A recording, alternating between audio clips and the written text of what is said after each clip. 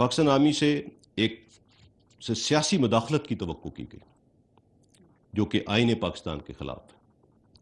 لفظ a political neutral کو ایک گالی بنا دیا گیا۔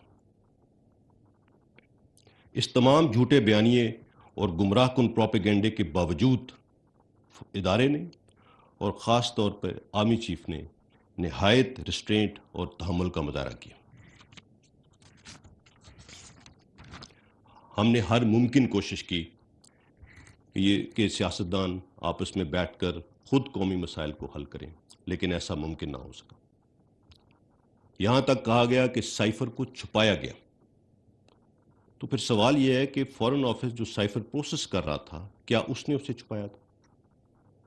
اور جو اس وقت سائفر کو ہینڈل کرنے کے ذمہ دار تھے، ان کے خلاف پھر کیا ایکشن لیا گیا؟